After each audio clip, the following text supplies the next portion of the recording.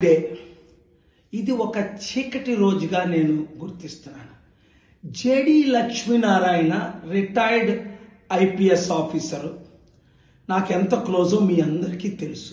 అనేక సార్లు వచ్చారు వైజాగ్ ఆఫీస్కి, హైదరాబాద్ ఆఫీస్కి, ప్రెస్ మీటింగ్లకి, సమిట్స్కి, అన్నిటికీ.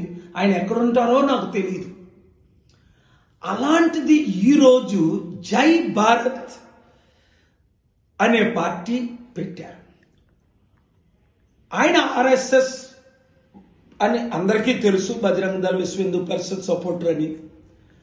కానీ ఒక పార్టీ పెడతారు అని ఎవరు ఊహించలేదు. ఎందుకంటే అనేక సార్లు ప్రజాశాంతి పార్టీలో చేరుతానని, అంతేకాకుండా పాలుగారు మీకు నేను విశాఖపట్నంలో ఎంపీగా మద్దతు ఇస్తాను, మీరు వస్తేనే గద్దరన్న చెప్పినట్లు అభివృద్ధి జరుగుతుంది, అప్పులు తీరుతాయి, స్టీల్ ప్లాంట్ బాగుపడుతుంది అన్న మాటలన్నీ మీరు విన్నారు అన్ని ఛానల్లో.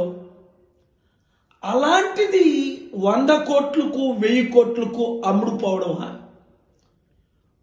ఒక పార్టీని ఓడించడానికి ఇక్కడ ముఖ్యమంత్రి, అక్కడ మాజీ ముఖ్యమంత్రి ఆయన వాడుకోవడమా?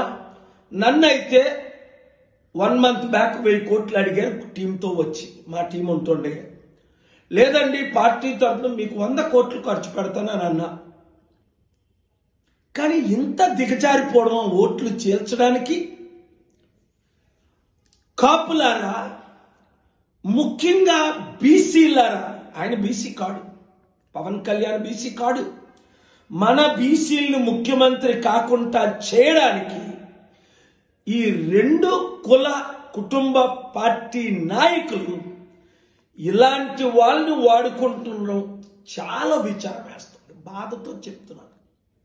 అనేక మంది ఐఏఎస్ ఐపీఎస్లు ప్రజాశాంతి పార్టీలో చేరారు, మీకు తెలుసు. ఒక ఇమేజ్ ఉన్న వ్యక్తులు అనుకున్నానే తప్ప ఈయన మాట ఎవడింటారులేండి. ఇప్పటికే చెప్పారు, పెద్ద లోక్సత్తా పార్టీ పెట్టిన జయప్రకాష్ నారాయణ గారే పార్టీ క్లోజ్ చేశారు, అనేక డబ్బులు ఖర్చు పెట్టి. షర్మిలాయే పార్టీ క్లోజ్ చేసింది. ఈయన పార్టీలో ఎవరు చేరరు, ఎవరికి ఓట్ బ్యాంక్ ఉండదు. కానీ మోసగాల్ని, అబద్ధికుల్ని ఎత్తి చూపించడం మన బాధ్యత. రండి మనమందరం కలిసి పనిచేద్దాం, ఇలాంటి వాళ్ళకి దూరంగా ఉందాం. ఈ వీడియో అందరికీ షేర్ చేయండి.